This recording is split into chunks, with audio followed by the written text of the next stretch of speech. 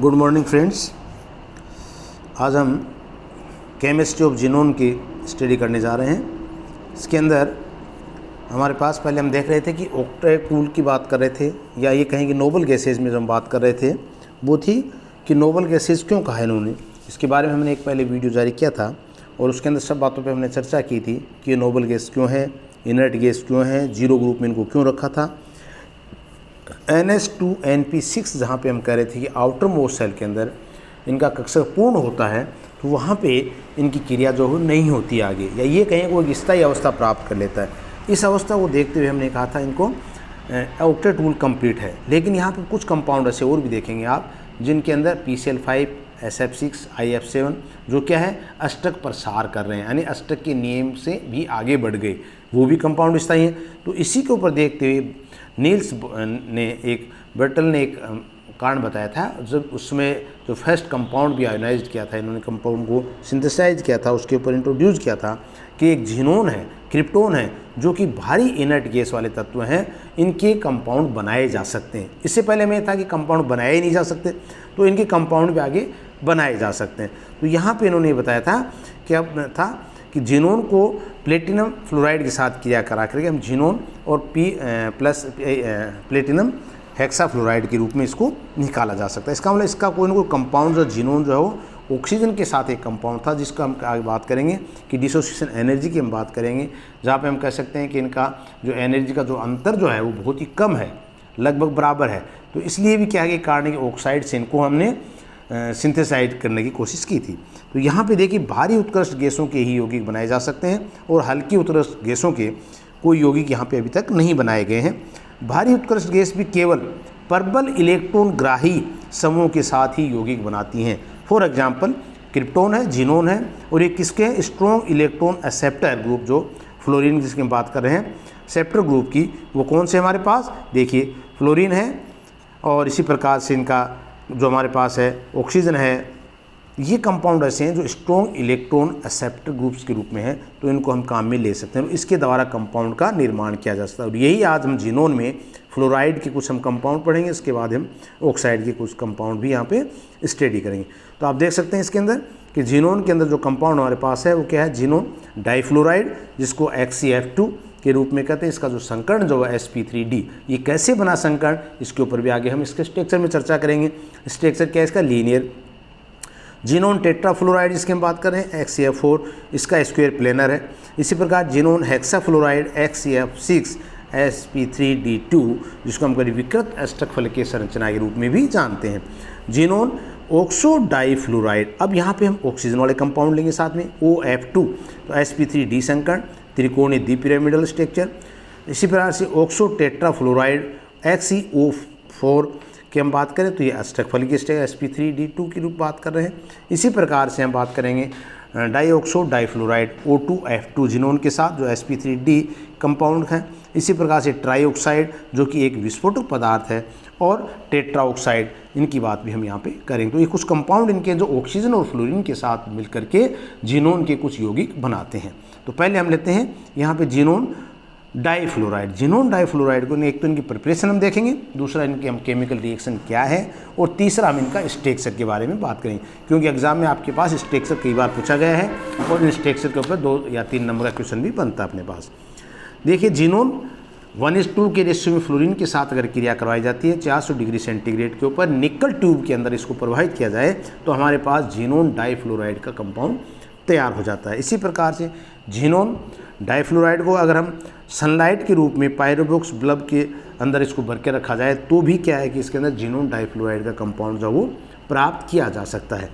Properties में ये रंगीन होते हैं, ठोस, अत्यंत वाष्पशील होते हैं, आयनिक रूप में नहीं आते हैं, अनआयोज्ड रूप में ही रहते हैं। ये इनकी कुछ रिएक्शन अगर हम देखें जीनोन डाइफ्लोराइड की, हाइड्रोजन के साथ क्रिया करके जीनोन के रूप में निकल जाएगा, ये हाइड्रोजन के साथ क्रिया करेगा और जीनोन के रूप में निकल जाएगा। दूसरा HF के रूप में, फिर F2 के साथ क्या बनेगा, जीनोन टेट्राफ्लोराइड, फिर CH2 double bond CH2 ethylene के साथ क्रिया करके एक एडेड कंपाउंड बनाता है, जीनोन निकल जाता है और क्या दुर्बल फ्लोरीनीकरण यहाँ पे एग्जाम्पल के रूप में इसको हम काम में लेते हैं। डबल बॉन्ड जो वो सिंगल बॉन्ड में कन्वर्ट हो जाता है और उसकी जगह क्या लग जाता है, दोनों तरफ फ्लोरीन कंपाउंड जुड़ जाता है। तो यहाँ पे इसका जलीय विलयन प्रबल ऑक्सीकारक होता है और ये कई यौगिकों का ऑक्सीकरण कर देते हैं। जैसे HCF2 पोटेशियम आयोडाइड के साथ क्रिया करके xenon plus 2KF plus iodine के रूप में लिबर्ट हो जाएगा। इसी प्रकार से इसकी क्रिया अगर अमोनिया के साथ करवाई जाती है तो अमोनियम फ्लोराइड प्लस नाइट्रोजन के रूप में निकल जाएगी। इसके बाद इसका अगर हाइड्रोलिसिस किया जाए एसिडिक माध्यम में तब आप देखेंगे xenon plus 4F plus O2। अगर इसका क्षारीय माध्यम में हाइड्रोलिसिस किया जाता है OH माइनस, तो यहाँ पे क्या बनता है, तीव्र गति से ऑक्सीडेशन होता है। फिर HCF2 4HCl के साथ क्रिया करके Cl2 निकलती है, SO3 के साथ क्रिया करके O2। अर्थात इसका कहने का यहाँ पे ये है कि अगर इनको हम क्रिया कराई जाती है तो जिनोन के रूप में कंपाउंड हमारे पास निकलेगा और इसके साथ क्या होगा, नाइट्रोजन, आयोडीन, ऑक्सीजन, है ना, ऑक्सीजन के रूप में भी ये कंपाउंड जब वो प्राप्त किए जाते हैं। इसका मतलब कहने का मतलब क्या है इसका, कि ये हाइड्रोलिसिस कराने के पश्चात इसका एक प्रबल ऑक्सीकारक के रूप में इसके एग्जाम्पल को हम काम में यहाँ ले सकते हैं। प्रबल अम्लों के साथ अगर क्रिया कराई जाए तो एक लवण के रूप में कंपाउंड बनता है। देखिए जिनोन डाइफ्लोराइड प्लस 2HClO4 जो कि एक प्रबल अम्ल है, इसमें कंपाउंड बने HClO4 का होल ट्वाइस प्लस 2HF। इसी प्रकार से HNO3 नाइट्रिक एसिड के साथ अगर क्रिया कराई जाती है तो जिनोन डाइनाइट्रेट कंपाउंड बनता है, NO3 का whole twice plus HF compound के रूप में निकलता है। अब देखते हैं इसका स्ट्रक्चर में देखिए मैंने पहले आपको कहा था कि स्ट्रक्चर में हमें देखना होगा इसका घर परिवार कैसा, अर्थात इसका जो नंबर ऑफ इलेक्ट्रॉन जो है वो उस परिवार में कैसे रह रहे हैं, उनकी व्यवस्था पहले क्या है। तो जिनोन का अगर इलेक्ट्रॉनिक कॉन्फ़िगरेशन हम देखें तो वो होता है 1s2 2s2। ये कैसे है देखिए, इसको अगर हम देखें तो आप देखेंगे यहाँ पे 1s2 2s2 2p6 3s2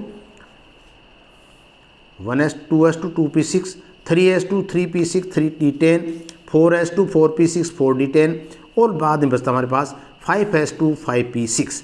तो चर्चा हम करेंगे 5s2 5p6। जैसे पूर्व में बताया था कि आउटर मोस्ट सेल में कितने हैं, अष्टक पूर्ण है, इसका 8 इलेक्ट्रॉन पूर्ण है, इसलिए हमने कहा था इनर्ट गैस है। लेकिन नोबल गैस के रूप में बात की तब हमने कहा था इसके कंपाउंड बनाए जा सकते हैं, क्योंकि 5p के जो कक्षक में इलेक्ट्रॉन है वो एक्साइटेड होकर के कंपाउंड बनाने के दौरान वो 5d कक्षक के अंदर चले जाते हैं। तो ये यहाँ पे हमने क्या दिखा है, 5s 5p 5d कक्षक की व्यवस्था है।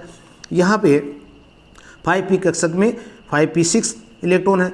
अब जैसे हमारा डाइफ्लोराइड कंपाउंड बनेगा, इसका मतलब 2 फ्लोरीन कंपाउंड मोल जो यहाँ पे जुड़ेंगे वो क्या होगा, एक यहाँ पे जो पेयरिंग जो इलेक्ट्रॉन हमारे पास है, कौन सा, ये वाला, यहाँ से ये एक्साइटेड होकर के नंबर ऑफ अनपेयर्ड इलेक्ट्रॉन कितने हो गए, 2। तो ये 2 नंबर ऑफ अनपेयर्ड इलेक्ट्रॉन होने के कारण एक पे फ्लोरीन बन जाएगा और दूसरे फिर यहाँ पे फ्लोरीन लग जाएगा। इसका मतलब यहाँ पे एक फ्लोरीन लगने के कारण सिग्मा बॉन्ड का निर्माण हो जाएगा।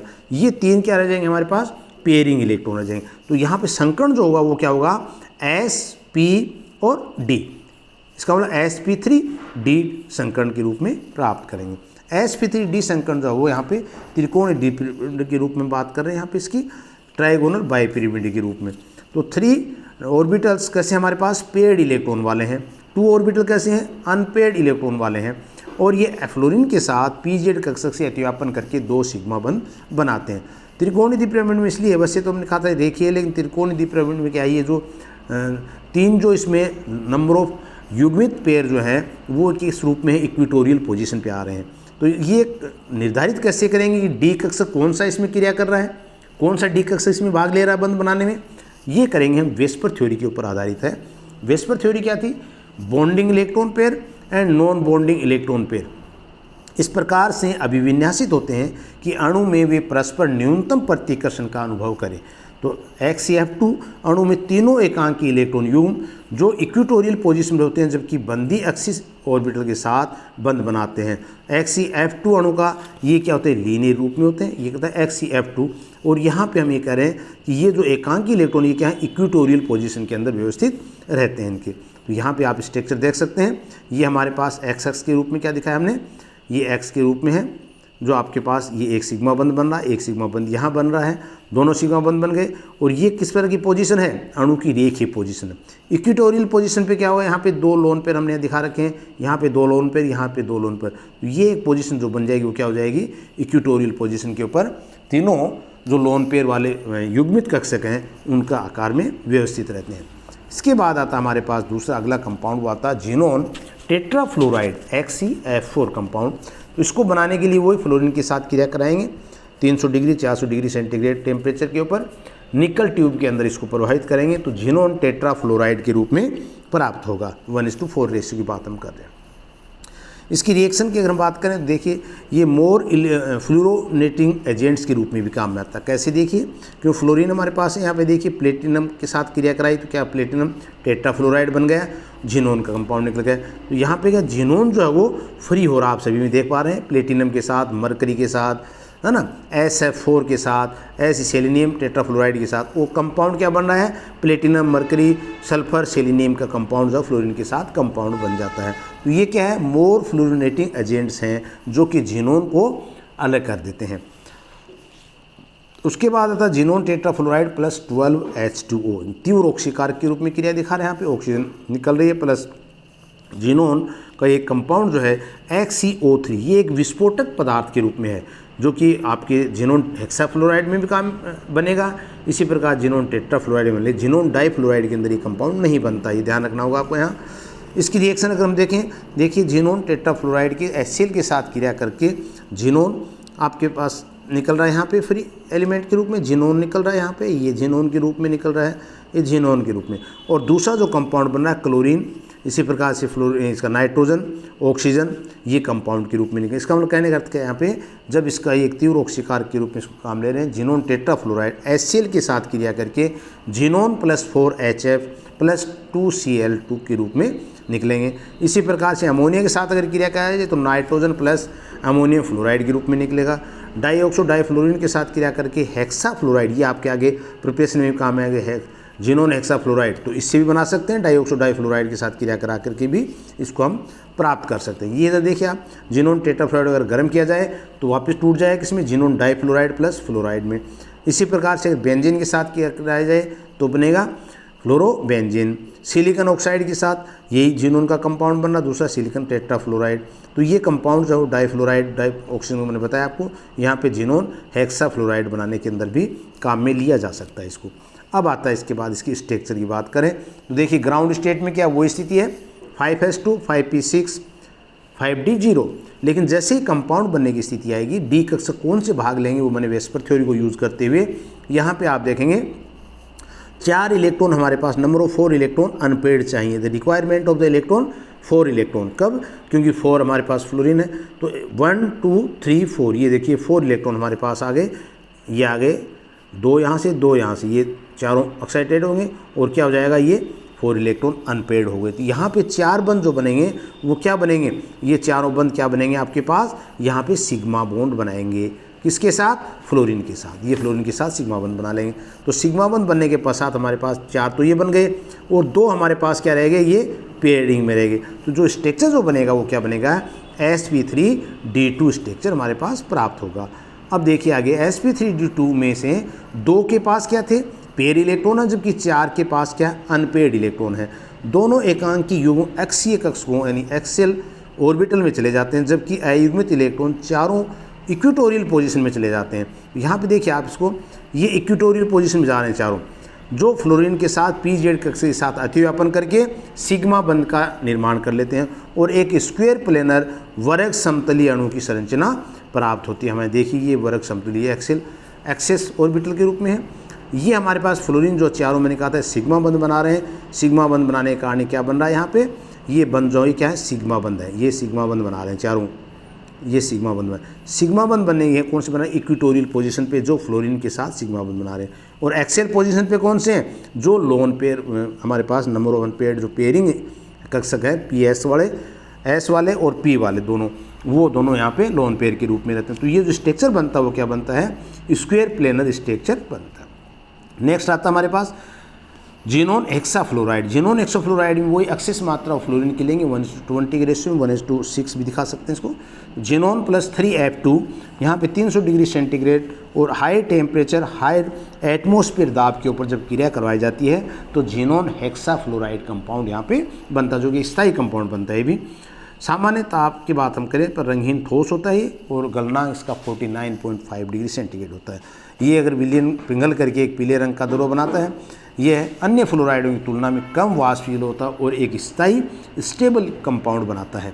देखिए जिनोन हेक्साफ्लोराइड सिलिकॉन ऑक्साइड के साथ क्रिया करके, ये दो प्रकार की क्रिया हम यहाँ बात करेंगे रिएक्शन की, एक तो सिलिका के साथ ऑक्साइड के साथ, दूसरा हाइड्रोलिसिस, और दोनों क्रियाएं एक श्रृंखलाबद्ध रूप में, एक चेन के रूप में क्रियाएं चलती हैं श्रृंखलाबद्ध रूप में। Xenon hexafluoride plus SiO2 silicon oxide के साथ क्रिया करता है तो क्या बनाता है हमारे पास, यहाँ पे देखिए XeO4 यानी जिनोन ऑक्सो टेट्राफ्लोराइड। उसके बाद फिर जिनोन ऑक्सो टेट्राफ्लोराइड को फिर सिलिकॉन ऑक्साइड के साथ हम क्रिया कराते हैं। पहला चरण ये हुआ, दूसरा हमारे पास ये हुआ, तो क्या बना, जिनोन डाइऑक्सो डाइफ्लोराइड का यौगिक बना। फिर तीसरे चरण में फिर सिलिका ऑक्साइड के साथ क्रिया कराई तो हमारे पास XeO3 जिनोन ट्राइऑक्साइड के रूप में एक विस्फोटक पदार्थ है के रूप में काम में लेते हैं, ये बनेगा और सिलिकॉन टेट्राफ्लोराइड में। तो ये संपूर्ण क्रिया क्या होगी, एक चरणबद्ध रूप में क्रिया चल रही है, एक स्टेप वाइज चेन के रूप में क्रिया चलती है। इसके बाद हम देखते हैं हाइड्रोलिसिस। हाइड्रोलिसिस में वही देखिए, पहले हेक्साफ्लोराइड जो H2 के साथ हाइड्रोलिसिस हुआ XeO4 ऑक्सो टेट्राफ्लोराइड, फिर हाइड्रोलिसिस किया XeO2F2 डाइऑक्सो डाइफ्लोराइड, फिर हाइड्रोलिसिस किया तो हमारे पास वही कंपाउंड बन गया जो हम बात कर रहे थे पूर्व में, XeO3 एक विस्फोटक पदार्थ के रूप में काम में आता है, और ये हमारे पास 3 चरण में भी स्टेज वाइज, तो इसको हम कहते हैं चेन रूप में जो क्रिया चलती है, श्रृंखलाबद्ध जो क्रिया चलती है वो हाइड्रोलिसिस की और सिलिकॉन ऑक्साइड की क्रिया चल रही है। यहाँ पे एक कंपाउंड और पूछा जाता है कई बार, इसको आप ध्यान करें, ये कंपाउंड हमारा सोडियम प्रीजीनेट, एक ये ध्यान रखना सोडियम प्रीजीनेट कैसे प्राप्त करते हैं, तो ध्यान रखना ये जिनोन का फ्लोराइड हेक्साफ्लोराइड को जब सोडियम हाइड्रोक्साइड के साथ क्रिया कराई जाती है Na4HCO6 कंपाउंड बनता है, और इसका नाम है सोडियम प्रीजीनेट, यानी स्लो धीरे धीरे गर्म करते हैं इसको तो ये कंपाउंड तैयार हो जाता है, xenon plus oxygen plus sodium fluoride plus H2O के रूप में ये कंपाउंड निकल जाता है। तो XeF6 hexafluoride xenon plus 3H2 के साथ क्रिया करिए जिनोन प्लस 6HF, इसी प्रकार से XeF6 एंटीम SbF5 के साथ क्रिया करिए, धातु फ्लोराइड के साथ अगर क्रिया कराया जाए, इसी बार टिन फ्लोराइड के साथ है एंटीमनी फ्लोराइड के साथ क्रिया, तो धात्विक फ्लोराइडों के साथ जब क्रिया करते हैं हेक्साफ्लोराइड जिनोन का कंपाउंड तो एक जटिल कॉम्प्लेक्स बनाता है हमारे पास जो XeF SbF5 यानी एडेड कंपाउंड जो बनता है, एक जटिल कॉम्प्लेक्स कंपाउंड बनता है। इसके बाद आता है इसका स्ट्रक्चर, जिनोन हेक्साफ्लोराइड का स्ट्रक्चर, जिसमें आप देखें ग्राउंड स्टेज में वही स्थिति है S2P6 की D में 0, लेकिन एक्साइटेड स्टेट में आप देखेंगे क्योंकि यहाँ हमें कितने इलेक्ट्रॉन चाहिए, यहाँ पे हमें 6 पाई बंद बनने हैं, 6 फ्लोरीन है तो 6 पाई बंद बने। 6 पाई बंद कब बनेंगे, जब नंबर ऑफ अनपेयर्ड इलेक्ट्रॉन 6 हमारे पास उपलब्ध होंगे। वो कब होंगे, जब P कक्षक के तीनों पेयर वाले PX PY PZ वाले अनपेयर्ड हो जाएंगे और ये 3 इलेक्ट्रॉन निकल करके कहाँ चले जाएंगे, D कक्षक में चले जाएंगे। जो आप देख रहे हैं D कौन से होंगे, DXY DYZ और DZX वाले कक्ष होंगे। यहाँ पे तीनों जाने के पश्चात हमारे 6 कैसे हो गए, ये नंबर ऑफ अनपेयर्ड हो गए जो 6 फ्लोरीन के साथ सिग्मा बंद बनाएंगे, एक हमारे पास जो है वो पेयरिंग का रहेगा। तो ये संकर्ण जो होगा हाइब्रिडाइजेशन वो क्या होगा, sp3d3 टाइप का संकर्ण प्राप्त होगा, और ये स्ट्रक्चर जो बनेगा वो बनेगा पेंटागोनल बाई पिरामिडल स्ट्रक्चर, हमारे यहाँ पे पंचभुजीय द्विपिरामिडिक या विकृत अष्टक फल की संरचना हमें प्राप्त होगी, जो इस प्रकार से प्राप्त होगी। एक मैंने बताया था आपको शुरू में ही कि नोबल गैसेज का जो कंपाउंड, जो फर्स्ट नोबल गैसेज का कंपाउंड जो हमने प्राप्त किया था वो ऑक्सो प्लेटिनम हेक्साफ्लोराइड से व्युत्पन्न किया था। कैसे, यहाँ पे साइंटिस्ट थे नील्स बटलेर ने शुरू में आपको बताया था, उन्होंने क्या किया था, नोटिस किया था that the ionisation energy of the oxygen 1175 kilo joule per mole, इसी प्रकार से was very close to the ionisation energy of xenon जो 1170 किलो जूल पर मोल, यानी लगभग दोनों की अगर हम एनर्जी देखें तो आप देखेंगे दोनों की एनर्जी क्या लगभग बराबर है, 1175 और 1170, तो दोनों क्लोज हैं। तो यहाँ पे कंपाउंड हम क्या बताना चाह रहे हैं कि जो फर्स्ट नोबल गैस जो कंपाउंड है वो प्रिपेयर किया गया था ऑक्सीजन प्लेटिनम फ्लोराइड से, ऑक्सीजन प्लस प्लेटिनम फ्लोराइड, तो x xenon platinum fluoride discovered by the O2FPtF6। तो ये कई बार पूछा जाता है कि किससे डिस्कवर किया गया था इसको, तो उस समय हमें इसको ध्यान रखना है। तो यहाँ पे यही था, इसको ऑक्सीजन के क्यों काम में लिया, क्योंकि इनकी जो आयोनाइजेशन एनर्जी जो थी ऑक्सीजन की और जिनोन की वो लगभग समान थी, और क्लोज होने के कारण क्या इसको हमने जो कंपाउंड जो प्रिपेयर किया था O2 प्लेटिनम F6 से एक जिनोन प्लेटिनम F6 को हमने डिराइव्ड किया था। तो ये कंपाउंड जो हम इसको तैयार किया, इस प्रकार से हम फ्लोरीन के कंपाउंड्स पढ़ चुके हैं, और नेक्स्ट जो हम ऑक्सीजन फ्लोराइड के कंपाउंड के साथ पढ़ेंगे। Thank you.